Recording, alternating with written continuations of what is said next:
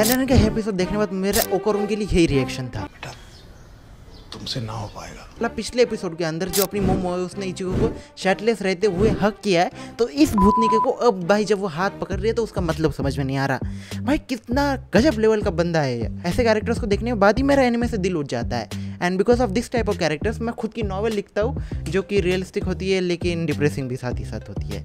Anyway मेरी novel का promotion नहीं कर रहे हैं हम। तो डैंडन एपिसोड नंबर 17 यानी कि सीजन 2 एपिसोड नंबर 5 रिलीज़ हो चुका है। एंड मैं उसके बारे में बात करूँ उससे पहले जो सीजन 2 का एपिसोड नंबर 4 है उसके बारे में बात करते हैं, क्योंकि क्या है ना कि उस एपिसोड को लेकर मैंने एक वीडियो बनाई जिसके के अंदर मैंने कंप्लीट एपिसोड ही नहीं देखा। मैंने वो एपिसोड बस वहाँ तक के देखा जहाँ तक जो जायंट सरपेंट है उसके जो बॉडी है उसको यूज़ करके जो वोल्कन है उसको रोक दिया गया है, लेकिन जो उसके आगे का है वो मैं देखूँ उससे पहले मुझे जो काम है तो मैंने एपिसोड को पॉज किया एंड वो काम करने के चला गया। एंड जब वापस आया एंड जब वापस प्ले किया जो क्रंची रोल है वो मुझे आउटरो दिखा रहा था। एंड मुझे अब तक समझ में नहीं आया कि क्यों। आई मीन कि भाई मैं जानता हूँ कि भाई तुम आउटरो पे हमें फेंक सकते हो, लेकिन इसका मतलब नहीं कि वो हमें फेंक ही दे। मतलब इंटेंशनली मैंने कुछ भी नहीं किया। उस एपिसोड को कंप्लीट ना देखने का रीज़न कोई इंटेंशनल नहीं था, वो एक्सीडेंटल था। एंड मैं जानता हूँ कि तुम इतने समझदार हो, इन सारी चीज़ों को समझ सकते हो। सो बिकॉज ऑफ दैट इस एपिसोड के बारे में बात करते हैं जो कि एक्चुअली मुझे काइंड ऑफ अच्छा लगा, लेकिन पिछले एपिसोड की जो ग्रैंड स्केल थी उस वजह से वो एपिसोड अब बहुत ज़्यादा स्लो फील हुआ। एंड देखो स्लो फील होना बनता भी है, क्योंकि अगर कुछ बड़ी चीज़ हो जाती है किसी एनिमे के अंदर तब वो एकदम डाउन पे आता है एंड वापस पिक करने में टाइम लेता है, जो कि एक नॉर्मल सेंस है जो स्टोरी टेलिंग के अंदर उसको क्या कहा जाता है, कर्व कहा जाता है। ऑफ कोर्स भाई मैं लिटरेचर सीख रहा हूँ तो थोड़ा बहुत फ्रंट करना पड़ेगा। एक्चुअली नहीं सीख रहा हूँ, अप्लाई किया उसके लिए। वैसे इस पर्सनल लाइफ को लेकर किसी और दिन बात करेंगे, लेकिन ये जो एपिसोड है इसको देखने के बाद आई पर्सनली से जो कि मैंने पहले कहा कि ओकरून बेटा तुमसे तो ना हो पाएगा, लेकिन उसके अलावा ये जो अपनी लड़की है जिसके पास एक्रोबैटिक सिल्की की पावर है, मुझे नाम याद नहीं है, इसने जो सीजन 1 के अंदर जो मोम जो रूमर से उसको स्प्रेड किया था बाद में जाके खुद ओन कर दिया। एंड उसके बाद जो उसका एंड उसके फ्रेंड्स के बीच का जो रिश्ता है वो थोड़ा डैमेज हुआ। एंड बिकॉज ऑफ दैट हम देखते हैं कि उसका जो इफेक्ट है वो अकेली हो चुकी है अब। एंड वो अकेली होने के बाद मोमो मतलब अबे आ इधर बात करना है ऐसे लेके चली जाती है उसको, जो कि सबको वियर्ड लगता है कि भाई अभी तो इसी लड़की ने तुम्हारी इज्जत का धज्जियाँ उड़ा दी है एंड स्टिल तुम इससे बात कर रहे हो।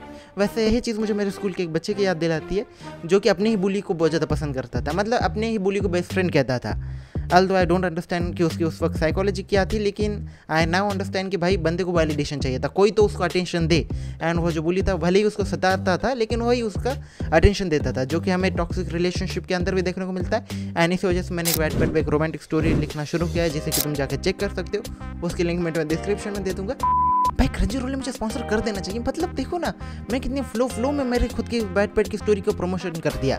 वेल स्पॉन्सर वाली बात बाद में करेंगे, जो जीजी वाली चीज़ है उस पर बात करते हैं। तो देखो जो अपने जीजी है वो इविल आई के द्वारा पॉजेस है एंड उसको टारो ने मतलब एकदम सील करके रख दिया। एंड उसके बाद अपने को पता चलता है कि जो अपना हॉट वाटर है उससे वो जीजी रहता है, जो कोल्ड वाटर है वो इविल आई को ट्रिगर करता है। क्यों करता है ये एक्सप्लेन नहीं किया गया है एंड मैंने जितनी मांगा पड़ी है उसके अंदर भी एक्सप्लेन नहीं किया गया है, बस ये होता है हमारे यहाँ ऐसा ही होता है।